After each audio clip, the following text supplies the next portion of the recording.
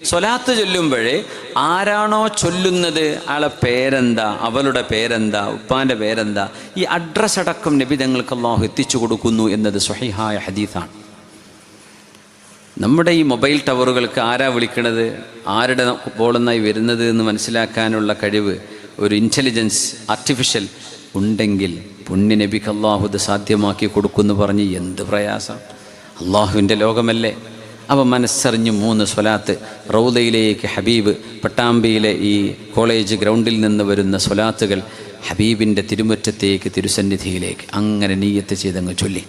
അല്ലാഹുമ്മ സ്വല്ലി അലാ സയ്യിദിനാ മുഹമ്മദിൻ വഅലാ ആലി സയ്യിദിനാ മുഹമ്മദിൻ വബാരിക് വസല്ലിം അലൈഹി.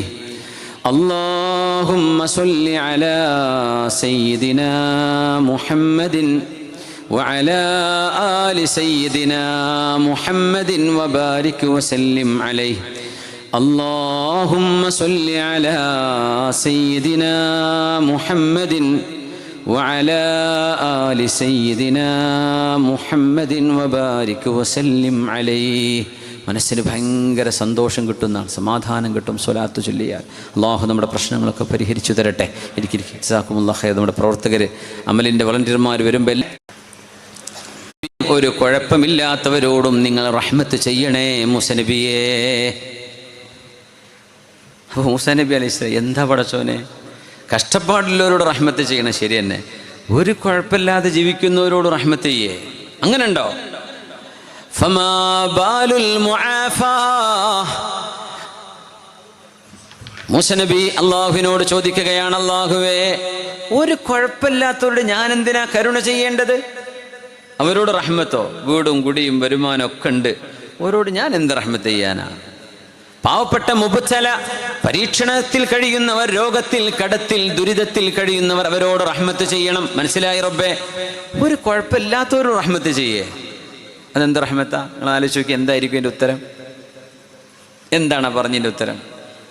സയ്യിദുനാ മൂസ അലൈഹിസ്സലാം അല്ലാഹുവിനോട് പറയുകയാണ്, റബ്ബേ ഫമാ ബാലുൽ മുആഫാ. അല്ലാഹുവേ, ഒരു കുഴപ്പമില്ലാത്ത ആളുകളോട് റഹ്മത്ത് എന്താണ്? അവരോട് റഹ്മത്ത് ചെയ്യണം. എന്തേ? ലിഖില്ലത്തി ശുക്രിഹി അലാ മുആഫാതി. ഞാൻ അവർക്ക് നൽകുന്ന അനുഗ്രഹത്തിൻ്റെ പേരിൽ അവരെന്നോട് ശുക്ർ ചെയ്യാത്തവരാണ്. അതുകൊണ്ട് അവരുടെ കാര്യം വളരെ പ്രശ്നമാണ് മൂസനബിയെ. അവരോടൊക്കെ റഹ്മത്ത് കാണിച്ചേക്കിൻ. അവരോട് ദയാവായ്പ കാണിക്കണം, അവരോട് സിമ്പതി വേണം. അത് സിമ്പതി കാണിക്കാനേ പറഞ്ഞു. എന്തേ? ഇത്രമേൽ അള്ളാഹു സൗകര്യം തന്നിട്ട് ഇത് റബ്ബാണ് എന്ന് അതിന് ശുക്ർ ചെയ്യേണ്ടതിന് പകരം എനിക്ക് അതില്ലല്ലോ, ഇതില്ലല്ലോ, എൻ്റെ ഫോണ് പഴയ മോഡലല്ലേ, ഇതൊക്കെയാ പരാതി. യാ അല്ലാഹ്, ഉള്ളതിന് ശുക്ർ ചെയ്യാൻ കഴിയാതിരിക്കുന്നത് ഒരു മനുഷ്യന് ലഭിക്കുന്ന വലിയൊരു പരീക്ഷണമാണ്. ആഫിയത്തുള്ള ആളുകൾക്കാണത് സംഭവിക്കുന്നത്. അത്രേ, ശുക്ർ ചെയ്യൂല. നമ്മുടെ മക്കളൊക്കെ അങ്ങനെ വളരുന്നത്. വേണം വേണം വേണം എന്നല്ലാണ്ട് കയ്യിൽ കിട്ടിയതിനെ കുറിച്ച് പിന്നെ ചിന്തയില്ല, അതിന് ശുക്രില്ല, അള്ളാഹുവിനോട് നന്ദിയില്ല. അതുകൊണ്ടാണ് അല്ലാഹു തആലയോട് ഹിദായത്ത് ചോദിക്കുമ്പോൾ അള്ളാഹുവിന് സേവനം ചെയ്യാനുള്ള തൗഫീഖാണ് നിങ്ങൾ അള്ളാഹുവിനോട് ചോദിക്കുന്നത്. പടച്ചവന് സേവനം ചെയ്യാനുള്ള തൗഫീഖ്. അള്ളാഹ്ക്ക് സേവനം ചെയ്യേ. അള്ളാഹുവിൻ്റെ മസ്ജിദിന്, ദീനിന്, ഇൽമിന്, സമൂഹത്തിന്, പാവപ്പെട്ടവർക്ക്, രോഗികൾക്ക്, നിരാലംബർക്ക്, രാജ്യത്തിന്, നാടിന്, ജന്തുജാലങ്ങൾക്ക്, ഇതൊക്കെ ഖിദ്മത്ത് ചെയ്യാനുള്ള തൗഫീഖ്. അതാണത്രേ ഹിദായത്ത് എന്ന് പറഞ്ഞാൽ. അല്ലാഹു സുബ്ഹാനഹു വ തആല എങ്ങാനും അല്ലാഹു ഫീമൻ തവല്ലൈത് എന്ന സുബ്ഹിക്ക് നമ്മൾ പറയുന്ന ഖുനൂത്തിന്റെ പ്രാർത്ഥനയ്ക്ക് അല്ലാഹു ഉത്തരം നൽകുകയാണെങ്കിൽ അല്ലാഹു തആല അവനെ അനുസരിക്കാനുള്ള തൗഫീഖ് നമുക്ക് നൽകിയിരിക്കും. അവർക്ക് സുബ്ഹിക്ക് എഴുന്നേൽക്കാൻ പറ്റും, അവർക്ക് നന്മ ചെയ്യാൻ പറ്റും, അവർ കളവ് പറയുന്നില്ല, അവരുടെ മനസ്സുകളിൽ ആരോടും വെറുപ്പില്ല. അതുമാത്രമല്ല, എങ്ങാനും ഒരു തെറ്റ് പോവുകയാണെങ്കിൽ ഒരു ദിവസം നേരം പുലർന്ന് നമ്മൾ മലക്കുകളല്ലല്ലോ, തെറ്റ് സംഭവിക്കാം. ആ തെറ്റു കഴിഞ്ഞാൽ അല്ലാഹുവേ പൊറുക്കണേ, മാപ്പ് നൽകണേ. നമ്മൾ ഷാഫിഈ മദ്ഹബ് അനുസരിച്ച് ഇബാദത്ത് ചെയ്യുന്നവരാ. ഇമാമുന ഷാഫിഈ തങ്ങളുടെ മദ്ഹബാണ് സുബ്ഹിയിലെ ഖുനൂത്തുണ്ട് എന്ന്. പിന്നെ ഇനി വേറെ ഏത് ഹദീസുണ്ട് എന്ന് പറഞ്ഞു വന്നാലും ഇമാം ഷാഫിഈ തങ്ങൾക്ക് ലഭിച്ച ഒരു മസ്അല, അതങ്ങനെയല്ല എന്ന് പറഞ്ഞ് തിരുത്തിയിട്ടേ അവിടെ കുനൂത്തൊന്നുമില്ല, കുനൂത്തില്ലാണ്ട് ഞങ്ങൾ നിസ്കരിക്കുള്ളൂ എന്നൊക്കെ വാശിണ്ടെങ്കിൽ നിസ്കരിച്ചോ. പക്ഷേ ഇമാം ഷാഫിഈ തങ്ങൾ ആരാണെന്ന് മനസ്സിലാക്കുന്ന ഒരു മുസ്ലിം, ഇതിനെ മറികടക്കാനൊന്നും ഇവിടെ ഒരു ആൺകുട്ടിയും ജനിച്ചിട്ടില്ല 20-ാം 21-ാം നൂറ്റാണ്ടിൽ പ്രത്യേകിച്ചു.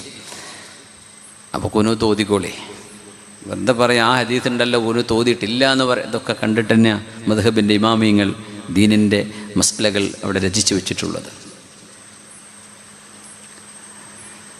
അബൂ തുറാബുൻ നഖ്ശബി റഹ്മത്തുള്ളാഹി അലൈഹി ഒരു മലയോരത്തുകൂടെ ഇങ്ങനെ നടന്നു പോകുമ്പോൾ, ഒരു മലയുടെ താഴ്വരയിലൂടെ ഇങ്ങനെ നടന്നു പോകുമ്പോൾ ഒരാളവിടെ ഇരിക്കുന്നുണ്ട്. ആളോട് ചോദിച്ചു, മൻ അൻസ്, നിങ്ങൾ ആരാണ്? ഖിദർ നബിയെ കണ്ടവരൊന്നുമില്ലല്ലോ സദസ്സിൽ, ആരെങ്കിലും ഉണ്ടോ? ഖിദർ അലൈഹിസ്സലാമിനെ കണ്ടു എന്നൊക്കെ ഉറപ്പുള്ളവര് എന്നുണ്ടെങ്കിൽ കൈപോക്കിയാട്ടെ. ഇല്ല. നിങ്ങൾ കണ്ടോ? പറഞ്ഞോ? ഇല്ല, മനസ്സ് പറഞ്ഞു. International flight sale is live on EaseMyTrip. Get up to 7,000. Abu Ayyub നഖ്ശബി റഹ്മത്തുള്ളാഹി അലൈഹി ഖിദർ നബി അലൈഹിസ്സലാമിനെ കണ്ട് പരിചയമുള്ള ആളാണ്. അങ്ങനത്തെ ഒരുപാട് ഇമാമിങ്ങളുണ്ട്, വഴിയെ പറയാം. അതൊരു സൗഭാഗ്യം, ഒരു അനുഭവം. ഔലിയാക്കന്മാരുടെ വിഷയം ശ്രദ്ധിക്കാൻ വേണ്ടിയുള്ള ഒരു ഡ്യൂട്ടിയാണ് ഖിദർ നബി അലൈഹിസ്സലാമിനെന്നാണ് മഹാന്മാർ പറയുക. ഔലിയാക്കന്മാരുടെ ലോകത്താണ് അദ്ദേഹം ഉണ്ടാവുക, മഹാനവർ ഉണ്ടാവുക, മരിച്ചിട്ടില്ലെന്നാണ്. ഒരു മലയുടെ താഴ്വരയിൽ ഒറ്റക്കിരിക്കുന്ന ഒരു മനുഷ്യനോട് മഹാനായ അബൂ തുറാബ് നഖ്ശബി റഹിമഹുല്ലാഹ് ചോദിച്ചു, നിങ്ങൾ ആരാണ്? അനൽ ഖദിറു അൽ മുവക്കലു ബിൽ ഔലിയാ, അല്ലാഹുവിൻ്റെ ഔലിയാക്കന്മാരുടെ വിഷയം നോക്കാൻ അല്ലാഹു ഏൽപ്പിച്ച ഖിദറാണ് ഞാൻ.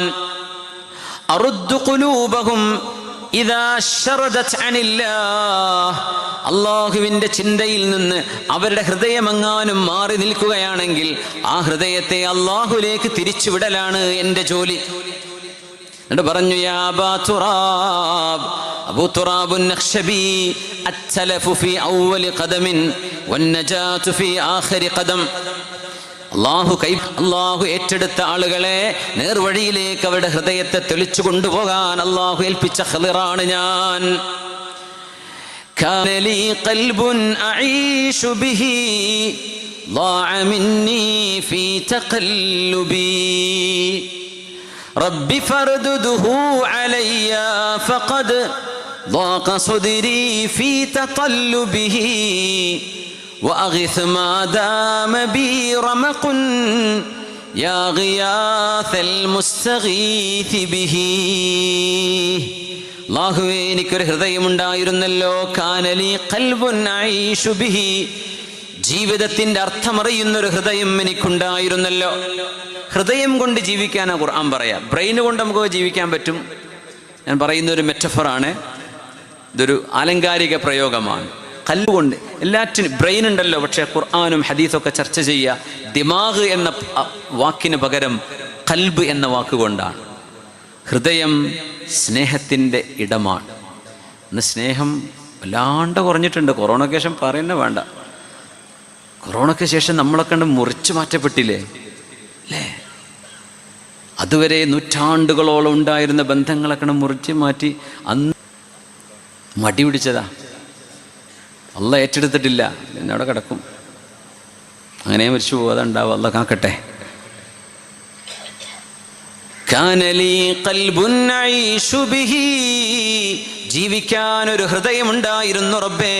ളാഅ മിന്നി ഫീ തഖല്ലുബിഹി, ചിലപ്പോൾ നല്ല ഇബാദത്ത് ചെയ്യണമെന്ന ഉത്സാഹം, ചിലപ്പോൾ കുറേ ഖുർആൻ ഓതും, പിന്നെ പൂട്ടിച്ച് തിരിഞ്ഞു നോക്കൂല. അങ്ങനത്തെ ആൾക്കാരുണ്ടാവും. ചെയ്യുന്നത് കൺസിസ്റ്റൻ്റായി ചെയ്യലാണ് അള്ളാഹുവിന് ഇഷ്ടം എന്നാണ്. ഖൈറുൽ അഅമാലി അദ്വമുഹു അഹബ്ബുൽ അഅമാലി ഇലല്ലാഹി അദ്വമുഹു. നിങ്ങൾക്ക് അള്ളാഹുവിന് ഏറ്റവും ഇഷ്ടമുള്ളത് ചെയ്യണത് എപ്പോഴും അത് നിലനിർത്തി കൊണ്ടുപോവുക. ഒരു പേജ് ഓതാതെ എന്നും ഓതുക. ഒരിക്കൽ 10 ജുസൊക്കെ ഓതും, പിന്നെ ആ വഴിക്ക് കിട്ടൂല. 6 മാസത്തിന് പിന്നെ ആളുണ്ടാവില്ല. അങ്ങനെ വേണ്ട. അള്ളാഹ്ക്ക് ഇഷ്ടം അതല്ല, കുറച്ച് എന്നും കൊണ്ട് നടക്കുക. പടച്ചവനെ, എൻ്റെ ഹൃദയം, ഞാൻ ഹൃദയം കൊണ്ട് ജീവിച്ചവനായിരുന്നു റബ്ബേ. പക്ഷേ തഖല്ലുബിഹി ളാഅ മിന്നി ഫീ തഖല്ലുബിഹി, ചിലപ്പോൾ നന്മയോട് സ്നേഹം തോന്നും, ചിലപ്പോൾ വേണ്ടാന്ന് തോന്നും. അപ്പോൾ ഒന്നും ഉണ്ടാവില്ല. ദിക്റും ചൊല്ലൂല, സ്വലാത്തുല്ല, റാത്തീബുല്ല, മൗലിദുല്ല, ഹദ്ദാദ് റാത്തി ഒന്നുമില്ല. അതൊക്കെ ഉണ്ടായിരുന്നു, അങ്ങ് നിൽക്കും. അപ്പോൾ വേറെന്തോ തിരക്കിലങ്ങ് പോകും. ഓൺലൈൻ ബിസിനസ്സിലാന്ന് പറയും. അതൊക്കെ കഴിഞ്ഞ് പൊട്ടിപ്പാളീസായി തിരിച്ചു വരുമ്പോൾ ഞാൻ രണ്ടാമത് തുടങ്ങുക. അന്നൊക്കെ നല്ല കുട്ടിയായിരുന്നു, അവല് സൊഫലുണ്ടായിരുന്ന ആളാ, പിന്നെ കുറേ കാലം കണ്ടിട്ടില്ല. അങ്ങനെ ഉണ്ടാവില്ലേ? റമദാനിലൊക്കെ ഭയങ്കരമായ മനസ്സിന് മാറ്റം വരും. പക്ഷെ ആ മാറ്റം കൺസിസ്റ്റൻ്റായി കൊണ്ടുപോകാൻ കഴിയില്ല. ആ പെരുന്നാളിന് വല്ല ഗാനം വിളിയാണ് അവിടെയും പോയി വിളിച്ച് നിൽക്കും. 27-ന് പോയി നൊലൊളിച്ച് കരഞ്ഞു പോകുന്ന ആളായിരിക്കും. പിന്നെ അവൻ മറന്നിട്ടുണ്ടാവും ഞാൻ എന്നെ കരഞ്ഞത്. അവിടെ പോയി കയ്യും പൊട്ടിച്ചിരിച്ച് തിമിർത്താടി അങ്ങ് ബാത്തിലാക്കി പോരും. അങ്ങനത്തെ ആൾക്കാരുണ്ട്. അതാണ് ഹൃദയത്തിൻ്റെ പെടക്കലിൽ ആ ഹൃദയം എനിക്ക് നഷ്ടപ്പെട്ടു പോയി റബ്ബേ. ഹിജാബ് ധരിച്ചിരുന്ന പെണ്ണുങ്ങൾ അത് അഴിച്ചു വെക്കുന്നവരുണ്ട്. അച്ചടക്കത്തിൽ ജീവിക്കുന്ന മക്കൾ ആ സ്വഭാവത്തിൽ നിന്ന് വഴിമാറി പോകുന്നുണ്ട്. ഇത് ഹൃദയത്തിൻ്റെ ഒരു പെടയലാണ്. അതിനാണ് റബ്ബേ എൻ്റെ ഹൃദയത്തിൻ്റെ പെടയലിൽ എനിക്കത് നഷ്ടം